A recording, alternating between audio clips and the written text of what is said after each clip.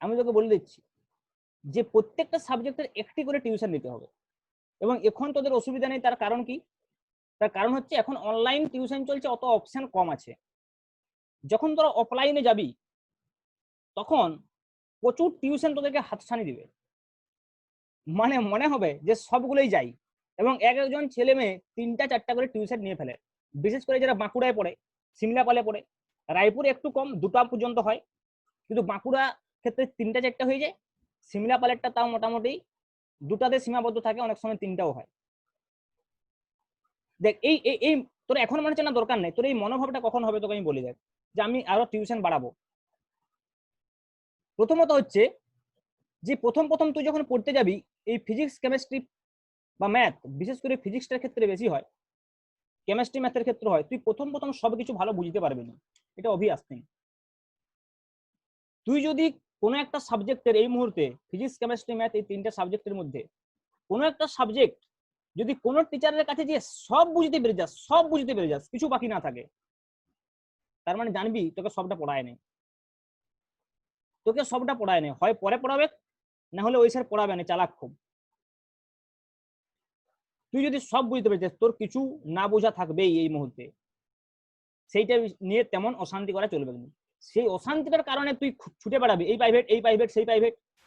তারপরে কি হবে, এর কাছে শুনলি ওইখানে ভালো হচ্ছে, এর কাছে শুনলি ওইখানে ভালো হচ্ছে, তার কাছে শুনলি এখানে ভালো হচ্ছে, দিয়ে চলে গেলি 2-3টা টিউশন, দিয়ে মাঝখান থেকে কোনো টিউশনটা তুই ভালো করে ফলো করলি নি, পরে তুই বুঝতে পারবি আমার সব গোলমাল হয়ে গেছে, তুই গেলি ক্রস তোর, আর তুই কিছু করতে পারবি না। 4-5 মাস কাটিয়ে দেওয়ার পরে ফিজিক্সে যখন তোর জিরো মনে হবে, আর তুই ঘুরে দাঁড়াতে পারবি না, শিওর আমি। কথাটা আমি কি বলছি বুঝতে পারছিস? তাহলে প্রথম ফার্স্ট যেটা তোর টার্গেট, সেটা হচ্ছে একটি করে টিউশন নেওয়া ইচ অ্যান্ড এভরি সাবজেক্টের। তুই দেখতে পারিস, অপশন দেখতে পারিস, তোকে কি করতে হবে, মনে মনে একটা টিউশনকে ফিক্সড করে রাখতে হবে যে এই টিউশনটা আমি হাজার যাই হোক ছাড়বো না শেষ পর্যন্ত। তাহলে আমার যদি মনে হয় যে তাহলে যে আমি বেটার টিউশন থেকে, ভালো টিউশন থেকে কি আমি তাহলে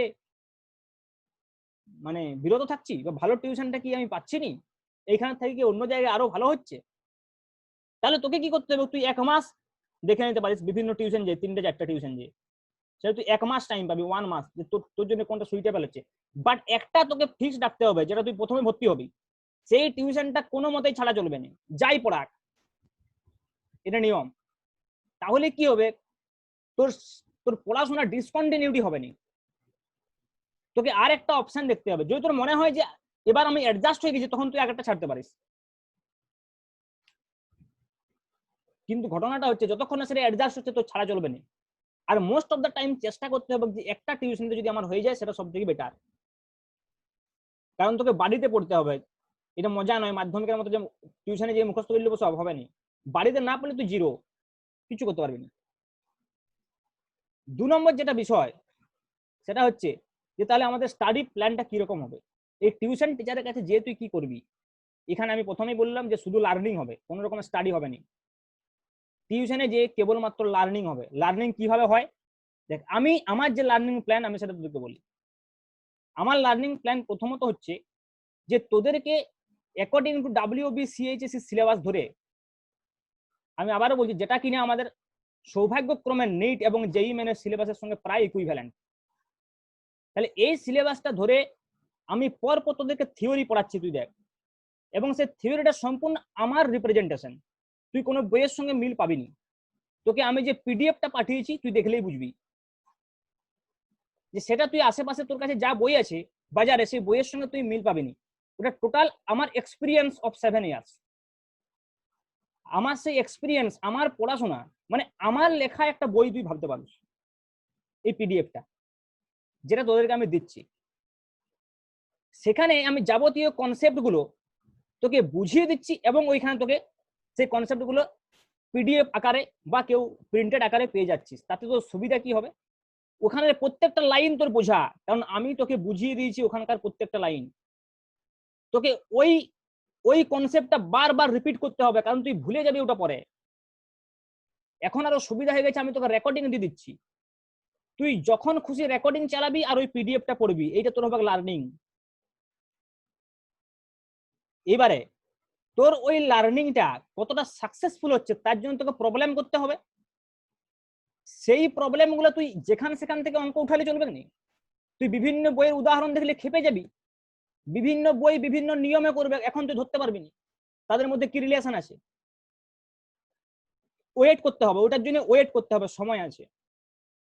তোকে এখন কি করতে হবে, আমি যে প্রবলেমটা করাচ্ছি একটা করেসপন্ডিং থিওরির সঙ্গে, সেই প্রবলেমটা বারবার প্র্যাকটিস করতে হবে। সেই প্রবলেমটা তুই 100% বুঝতে পারলি কিনা দেখতে হবে। ক্লিয়ার? তোকে আমি থিওরি পড়ানোর সঙ্গে সঙ্গে যে প্রবলেমটা আমি করাচ্ছি সেই প্রবলেমটা, এখন তো তোর এই একটা চ্যাপ্টার হয়েছে ওই জন্য মনে হচ্ছে যে তাহলে আমি সারাদিন বসে থাকছি কখন প্রবলেম করবো। এরপরে যখন একটা দুটা তিনটা চারটা চ্যাপ্টার হয়ে যাবে তখন পুরানো গুলো এত এত তোকে হাতছানি দিবে যে তুই নতুন সামনের অঙ্ক তুই করতে পারবি না। আজকে যেমন আমাকে দেখাচ্ছ স্যার এই অঙ্কটা পাচ্ছি না সেই অঙ্কটা পাচ্ছি না, কালকে তুই আর বলতে পারবি না। আর দুটা তিনটা চ্যাপ্টার হয়ে গেলে তুই আর কিছুই বলবি না, আমি জানি।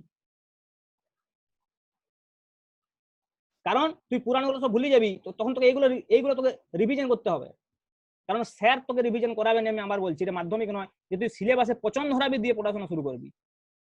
সবকিছু শেষ করে দিয়ে আলমারিতে রেখে দিলাম, সব 1 মাস ধরে পচলো, সেই পাট গাছের পাট তোলার মতো, পাঠের দিকে ছাল তোলার জন্য পচতে দিয়ে কিছুদিন, সেরকম তারা সিলেবাসটা শেষ হওয়ার পরে খাতাপত্র দিলে পচতে দিলি, ওরকম করে হয় না পড়াশোনা।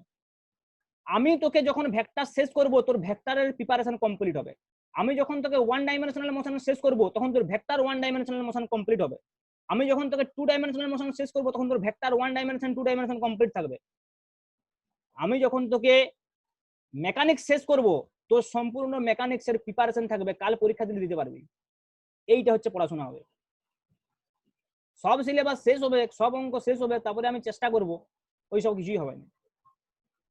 তাহলে কি করবি, আমি যেটা পড়াচ্ছি এটা হচ্ছে ইনিশিয়াল স্টেজ, যে আমি যেটা পড়াবো, যে পিডিএফ যে প্রবলেম দেবো সেই প্রবলেম আগে পাই টু পাই করতে হবে, ইচ অ্যান্ড এভরি প্রবলেম। না তোর কনসেপ্ট খাপছাড়া হয়ে যাবে, এই বই সে বই উল্টিয়ে যদি উদাহরণ দেখুস তুই আমি যা পড়েছিলাম ভুলে যাবি, সব হজবরল হয়ে যাবে। তাহলে কি তোকে একবার আগে পুরো যে থিওরিটা আমি পড়াবো, যে পিডিএফটা আমি দিচ্ছি এবং আমি যা যা অঙ্ক করাবো, সেটা হতে পারে আমি এক্সারসাইজের অঙ্ক যেগুলো যেগুলো করাচ্ছি, হতে পারে আমি কোনো একটা থিওরির সঙ্গে সঙ্গে একটা প্রবলেম করিয়ে দিলাম সেই থিওরিটা বোঝানোর জন্য। যেখানে যা করাবো ইচ অ্যান্ড ইন্ডিভিজুয়াল থিং, যেখানে যা করাবো সেগুলো সঙ্গে সঙ্গে তোকে পড়তে হবে এবং সেগুলো রিভাইজ করতে হবে বারবার। নতুন অঙ্ক নিয়ে এখন মাথা ঘামানো চলবে না, এই তো ইনিশিয়াল স্টেজ, তুই এবিসিডি শিখছিস, তুই সেন্টেন্স লিখতে পারবি না, বারবার তোকে এবিসিডি লিখতে হবে, আমি যে সেন্টেন্স গুলো লেখাবো সেইগুলো প্র্যাকটিস করতে হবে। তাহলে কি বলবি স্যার আমরা কি নতুন সেন্টেন্স কোনোদিনই লিখবো না? অবশ্যই লিখবি, সময় আছে।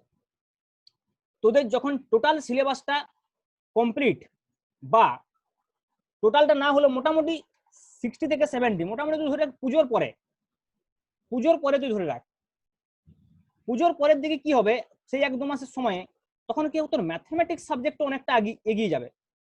এবং ফিজিক্স পড়তে গেলে যে ম্যাথমেটিক্সের প্রয়োজনটা হয়, আমি তার জন্য অনেকগুলো চ্যাপ্টার ম্যাথমেটিক্সে পড়েছিলাম, বাট তুই ম্যাথমেটিক্সে যখন পড়বি সেগুলো তোর আরো ক্লিয়ার হবে। তাহলে এই যে সাপোর্টিং সাবজেক্ট যেটা language, mathematics is a language of physics, ফিজিক্সকে প্রকাশ করতে গেলে যে ল্যাঙ্গুয়েজটা প্রয়োজন হয় সেটা ম্যাথমেটিক্স। তাহলে তুই সেই ল্যাঙ্গুয়েজটা এখনো শিখিসনি, তুই ফিজিক্স পড়বি কি করে, এক্সপ্রেস করবি কি করে, বুঝবি কি করে? তোর এই ল্যাঙ্গুয়েজ এখনো কমপ্লিট শেখা হয়নি। তাহলে এইটা আমরা প্যারালাল শিখছি, ফিজিক্সের সঙ্গে প্যারালাল আমরা ম্যাথ করবো এবং প্যারালাল আমরা ল্যাঙ্গুয়েজ শিখে যাব। যত আমরা ল্যাঙ্গুয়েজ শিখবো তত আমরা সেন্টেন্স লিখতে পারবো। পরে তুই অটোমেটিক একটা সময় আসবে যখন তুই এই বইয়ের একটা উদাহরণ, এই বইয়ের একটা উদাহরণ, এই বইয়ের একটা উদাহরণ, 3টা উদাহরণ দেখেই বুঝতে পারবি যে 3জন আসলে একই কথা বলতে চাইছে। 3টা থিওরি পড়ে বুঝতে পারবি 3জন আসলে একই কথা বলছে। কি করে বুঝবি? যেহেতু ল্যাঙ্গুয়েজটা ক্লিয়ার থাকে তবে তো বুঝবি। একটা কথাই তো বিভিন্ন ভাবে বলা যায়, এখন তুই বুঝবি না কারণ তোর ল্যাঙ্গুয়েজ নাই তো। কাজেই এখন যদি তুই বেশি এদিক ওদিক করিস তুই ফ্রাস্ট্রেটেড হবি, তুই ভাববি আমি কিছু পাচ্ছি না, এইসব তো চিন্তা ভাবনা আসবে। তুই কোনো চিন্তা করিস না, আমি তোকে যে পিডিএফ দিচ্ছি তার সঙ্গে যে করেসপন্ডিং প্রবলেম পড়াবো, যদি 11 and 12 শুধু এইগুলো করতে পারিস, শুধু এইগুলো সব করতে পারিস, you will definitely clear WBCHSC NEET and JEE Main. কিন্তু 11+12 এটা মাথায় রাখ, সব আমি যা যা করাবো নিট এন্ড ক্লিন চাই। তারপরে তোর যদি তার পাশে মনে হয়, এইটা হওয়ার পরে যদি মনে হয় যে এইটা আমার কমপ্লিট, তখন তুই প্লাস দিবি, অন্যদিকে যাবি। তোর এটাই হয় নাই, তুই ছুটে বেড়াচ্ছিস। তোকে তোকে দুপুর বেলায় ভাত খেতে দেওয়া হয়েছে, বলছিস আমি রুটি খাবো। আগে তো ভাতটা শেষ করবি, তারপর রাত আসবে, তাও তো রুটি খাবি। তোকে মাছ দেওয়া হয়েছে, বললি মাংস কই, মাছ খাসি না। মাংস দেওয়া হয়েছে, বললি ডিম কই, তাহলে মুশকিল। তোকে আগে তো ওইটা খেয়ে শেষ করতে হবে। মাছ খাবার পর তো তুই মাংস খাবি, বা মাংস খাবার পর তো তুই না দুটো একসঙ্গে খাবি। তুই দুপুরের খাবারটা কমপ্লিট করে তবে তো সেই খাবারটা হজম হবে, তবে তো রাতের খাবার খাবি। নাকি দুপুর বেলায় ভাত খাওয়ার পরে সঙ্গে সঙ্গে রুটি খেয়ে নিবি, নাকি দুটো একসঙ্গে খাবি, দিয়ে রাত্রে খাবি তা তো নয়। তাহলে এই ব্যাপারটা তুই ভেবে রাখ, আমি এখন তোকে যেটা প্রোভাইড করছি এইটা হচ্ছে তোর ইনিশিয়াল স্টেজ অফ লার্নিং।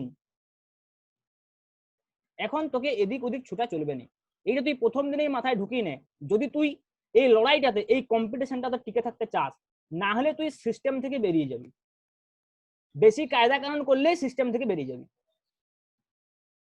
আমি কি ব্যাপারটা ক্লিয়ার করতে পারলাম? তুই সিস্টেম থেকে যদি না বেরোতে চাস, এইটা ফলো কর। যখন তোর মনে হবে যে স্যার যা পড়িয়েছে আমার সেটা কমপ্লিট, তখন তুই আদার্স আদার্স জায়গায় যাবি এবং তুই রিলেট করার চেষ্টা করবি নিজে। একটা প্রবলেম আমি যে নিয়মে করিয়েছি, উদাহরণটা দেখা চলবে না কিভাবে করা আছে, সেই নিয়মে তোকে করতে হবে, প্রবলেমটা চেষ্টা করতে হবে। যদি পারিস তো ভালো, নাহলে কোনো লাভ নাই। Is it clear? আর একবার জয়েন কর, আমরা পড়া শুরু করব।